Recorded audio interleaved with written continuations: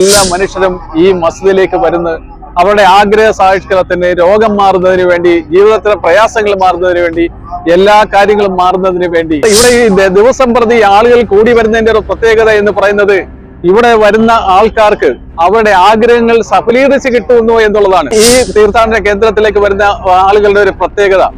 അവരെല്ലാം നമ്മുടെ കടയുടെ മുമ്പിൽ നിന്ന് ഇവിടെ ഒരു പച്ചപ്പട്ട് വാങ്ങിച്ച് ആ കബറിൽ അത് കൊണ്ടുവന്ന് അത് നിവേദനം പോലെ അത് അർപ്പിക്കുകയും അതേപോലെ അവിടെ ഇരുന്ന് പ്രാർത്ഥിക്കുകയും അവരുടെ മനസ്സിലുള്ള ആഗ്രഹങ്ങൾ പൂർത്തീകരിച്ചു തരണേ, ഈ കിടക്കുന്ന ഇവിടെ അടങ്ങിയിരിക്കുന്ന മഹാന്മാരുടെ അവരുടെ പ്രവർത്തനങ്ങൾ കൊണ്ട് നമ്മളുടെ ആഗ്രഹങ്ങൾ പൂർത്തീകരിച്ചു തരണേ എന്ന് ദൈവത്തോട് പ്രാർത്ഥിക്കുന്നതാണ് ഇവിടുത്തെ ഏറ്റവും വലിയ ഒരു ആരാധന, അതല്ലെങ്കിൽ തീർത്ഥാടന കേന്ദ്രത്തിന്റെ പ്രത്യേകത. എത്ര കൊടുക്കണമെന്നോ എന്ത് കൊടുക്കണമെന്നോ ഒരു നിർബന്ധമില്ല. മനസ്സിലെ ആഗ്രഹങ്ങൾക്കനുസരിച്ച് അവരുടെ കാര്യങ്ങൾ സാധിച്ചു കിട്ടാൻ വേണ്ടി ആ ഒരു നേർച്ച നേരുന്ന ഒരു പ്രത്യേകതയാണ്. എനിക്ക് തോന്നുന്നു ഈ ആളുകൾ ഇങ്ങനെ ഓരോ ദിവസവും കൂടിക്കൊണ്ടുവരുമ്പോൾ സ്വാഭാവികമായിട്ട് നമുക്ക് അറിയാമല്ലോ അവരുടെ ആഗ്രഹങ്ങൾ സഫലീകരിക്കുന്നത് കൊണ്ടാണല്ലോ ആ തീർത്ഥാടന കേന്ദ്രത്തിലേക്ക് ഈ ആളുകൾ എല്ലാ മതസ്ഥരും കടന്നു വരുന്നത്.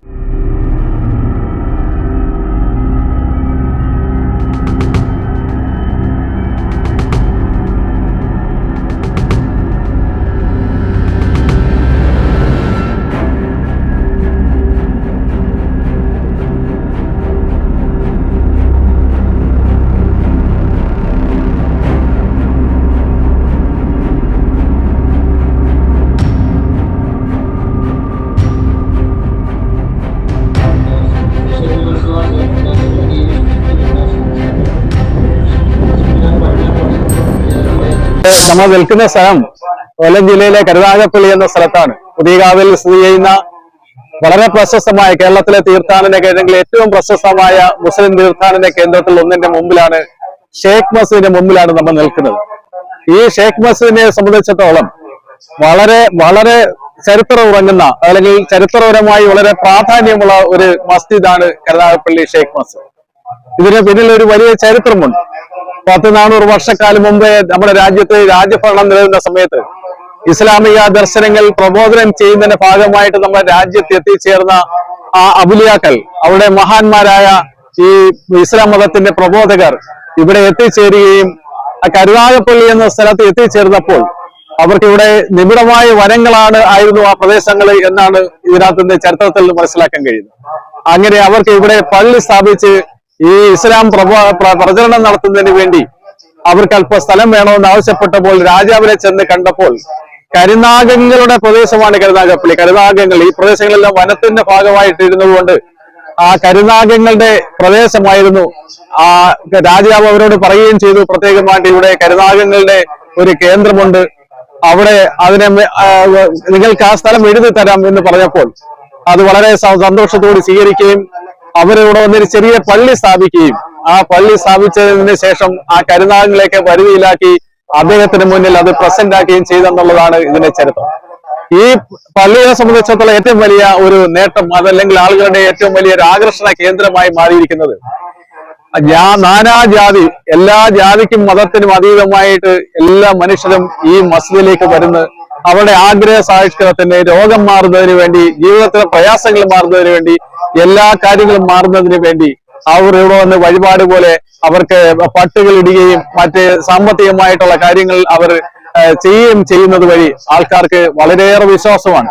ഇപ്പൊ നിങ്ങൾക്കറിയാം, ഇവിടെ തിങ്കളാഴ്ച രാവും അതുപോലെ തന്നെ വെള്ളിയാഴ്ച രാവിലെയൊക്കെ ഇവിടുത്തെ തിരക്ക് നമുക്ക് പറഞ്ഞറിയിക്കാൻ വയ്യാത്ത തിരക്കാണ് ഈ മസ്ജിദിൽ ഉണ്ടാകുന്നത്.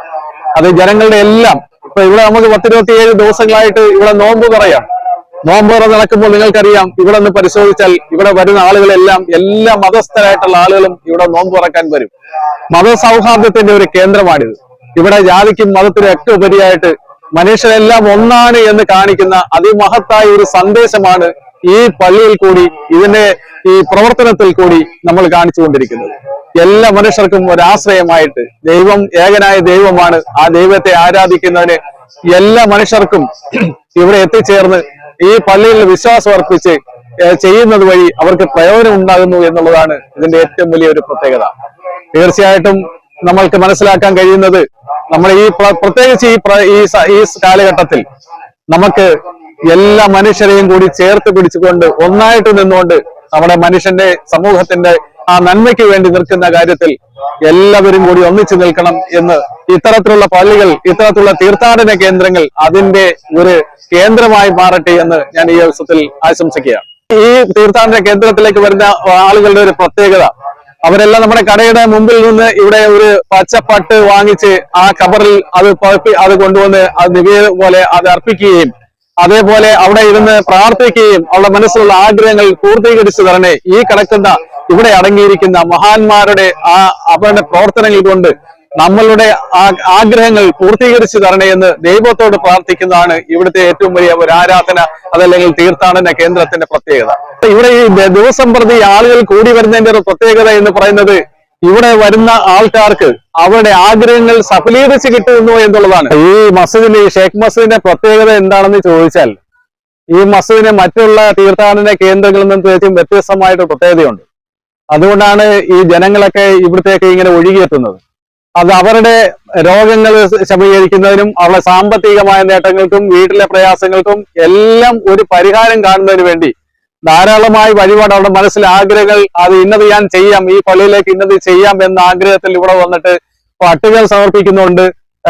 അതുപോലെ തന്നെ മറ്റേ കുലകൾ, അതുപോലെ തന്നെ ആടിനെ, പഴങ്ങൾ, അങ്ങനെ എല്ലാ സാധനങ്ങളും, അതുപോലെ തന്നെ പണമായിക്കൊള്ളട്ടെ, അങ്ങനെ അവരുടെ മനസ്സിൽ കരുതിക്കൊണ്ട്, അത് പ്രത്യേകിച്ച് നിർബന്ധമൊന്നുമില്ല, എത്ര കൊടുക്കണമെന്നോ എന്ത് കൊടുക്കണമെന്നോ ഒരു നിർബന്ധമില്ല. മനസ്സിലെ ആഗ്രഹങ്ങൾക്കനുസരിച്ച് അവരുടെ കാര്യങ്ങൾ സാധിച്ചു കിട്ടാൻ വേണ്ടി ആ ഒരു നേർച്ച നേരുന്ന ഒരു പ്രത്യേകതയാണ്. എനിക്ക് തോന്നുന്നു ഈ ആളുകൾ ഇങ്ങനെ ഓരോ ദിവസവും കൂടിക്കൊണ്ട് വരുമ്പോൾ സ്വാഭാവികമായിട്ടും നമുക്ക് അറിയാമല്ലോ, അവരുടെ ആഗ്രഹങ്ങൾ സഫലീകരിക്കുന്നത് കൊണ്ടാണല്ലോ ആ തീർത്ഥാടന കേന്ദ്രത്തിലേക്ക് ഈ ആളുകൾ എല്ലാ മതസ്ഥരും കടന്നു വരുന്നത്. ഇവിടുത്തെ പ്രത്യേകത എന്ന് പറഞ്ഞു കഴിഞ്ഞാൽ ഒരു മതസൗഹാർദ്ദത്തിന്റെ കൂടി കേന്ദ്രമാണ്.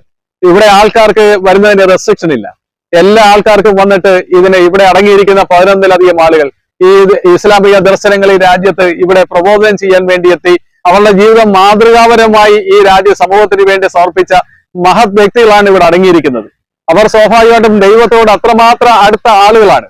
ആ ആളുകളുടെ ജീവിതമാണ് നമ്മളെ ഈ നന്മയിലേക്ക് നയിച്ചത്. അവർക്ക് വേണ്ടി അവരുടെ ഖബർ സിയാറത്ത് ചെയ്തുകൊണ്ട് ആ കാര്യങ്ങൾ അവരുടെ മനസ്സിൽ കാണുന്ന കാര്യങ്ങൾ ഇവിടെ വന്ന് ആ ഒരു ആഗ്രഹം പ്രകടിപ്പിക്കുമ്പോൾ സ്വാഭാവികമായും അവരുടെ കാര്യങ്ങളൊക്കെ നടക്കുന്നു എന്നുള്ളതാണ് ഒരു യാഥാർത്ഥ്യം. അങ്ങനെയാണ് ഇതിലേക്ക് ദിവസം പ്രതി ആളുകൾ കേരളത്തിന്റെ വിവിധ ഭാഗങ്ങളിൽ നിന്നാണ്, എനിക്ക് തോന്നുന്നു ധാരാളമായ സ്ഥലങ്ങളിൽ നിന്ന്, വിദൂരമായ സ്ഥലങ്ങളിൽ നിന്ന് പോലും ഇവിടത്തേക്ക് ആളുകൾ ഈ സിയാറത്തിന് വേണ്ടി വരുന്നുണ്ട്. അത് തീർച്ചയായിട്ടും നമ്മളെ എല്ലാ ആൾക്കാർക്കും കണ്ടുമുട്ടാനും ജാതിക്കും മതത്തിനും അതീതമായിട്ട് ആളുകൾക്ക് ഒരു ആശ്രയ കേന്ദ്രമായി മാറുന്ന തരത്തിലേക്ക് നമ്മുടെ ഷേഖ് മസ്ജിദ് മാറിക്കൊണ്ടിരിക്കുന്നു എന്നുള്ളത് എല്ലാ മനുഷ്യർക്കും ജാതിക്കും മതത്തിനും ഒക്കെ അതീതമായി എല്ലാവരും സന്തോഷത്തോടെ കാണുന്ന ഒരു കാര്യമാണെന്ന് കൂടി ഞാൻ ഈ അവസരത്തിൽ പറയുക. ഈ മസ്ജിദിന്റെ മനോഹാരിത പുറത്തുനിന്ന് വീക്ഷിക്കുന്ന അതല്ല ഇതിന്റെ യഥാർത്ഥമായിട്ടുള്ള ഒരു എസൻസ് എന്ന് പറയുന്നത്. ഇതിനകത്ത് ഞാൻ നേരത്തെ പറഞ്ഞല്ലോ, ആ ഔലിയാക്കളുടെ കബറുകൾ 11 കബറിടങ്ങൾ ഇവിടെ അടങ്ങിയിട്ടുണ്ട്. അവിടെ അതിനകത്ത് കയറി അവരുടെ ആഗ്രഹങ്ങൾ അനുസരിച്ച് എല്ലാ മതസ്ഥർക്കും കയറി അതിനകത്ത് ആ വഴിപാടുകൾ അല്ലെങ്കിൽ അവരുടെ കാര്യങ്ങൾ ചെയ്യുവാൻ വേണ്ടി അതിന് പ്രത്യേകമായ സ്ഥലവും ഒരുക്കിയിട്ടുണ്ട്. അവർക്ക് പട്ടുകൾ സമർപ്പിക്കുന്നതിന്, അതുപോലെ തന്നെ മറ്റ് അവരുടെ ആഗ്രഹം സാധിക്കുന്നതിന് സാമ്പത്തികമായിട്ട് മറ്റു കാര്യങ്ങളൊക്കെ ചെയ്യുന്നുള്ള സൗകര്യങ്ങളുണ്ട്. അവർക്ക് അങ്ങനെ ഒരു തരത്തിലുള്ള റെസ്ട്രിക്ഷനും ഇവിടെ ഇല്ല. ഈ അകത്ത് പുറത്ത് കാണുന്ന മനോഹാരിത പോലെ എല്ലാ തരത്തിലും എല്ലാ ആൾക്കാരെയും ഒരുപോലെ സ്വീകരിക്കുന്ന ഒരു മസ്ജിദായിട്ട് നമ്മുടെ ഷേഖ് മസ്ജിദ് മാറുകയാണ്. ഈ മസ്ജിദിലേക്ക് വന്നിട്ട് ആളുകൾക്ക് ആരാധന അർപ്പിക്കുന്നതിനും അതുപോലെ തന്നെ അവർക്ക് വഴിപാടുകൾ അതുപോലെ ഇവിടുത്തെ കാര്യങ്ങൾക്ക് ഇതൊക്കെ സമർപ്പിക്കുന്നതിന് പ്രത്യേകമായിട്ട് ഒരു സമയം ക്രമീകരിച്ചിട്ടില്ല. ഈ ഗേറ്റുകൾ എപ്പോഴും തുറന്നു കിടക്കുകയാണ്. ആൾക്കാർക്ക് എപ്പോൾ വേണമെങ്കിലും രാത്രി കൂടുതൽ ഇരുട്ടുന്നതിന് മുമ്പായിട്ട് ഒരു 8:30 മണി 9 മണിക്കകം തന്നെ പള്ളിയുടെ ആ സിയാർത്ത് ചെയ്യുന്ന സ്ഥലം അടയ്ക്കും. അതിനു മുമ്പ് തന്നെ ആൾക്കാർക്ക് നിർബാധം വന്ന് കാണുവാനും അതിന് ആരാധന അർപ്പിക്കുവാനുമുള്ള സൗകര്യങ്ങൾ ഇവിടെ ഒരുക്കിയിട്ടുണ്ട്. മറ്റു തരത്തിലുള്ള ഒരു റെസ്ട്രിക്ഷനും ഇവിടെ ഇല്ല എന്നുള്ളതാണ് പ്രത്യേകത.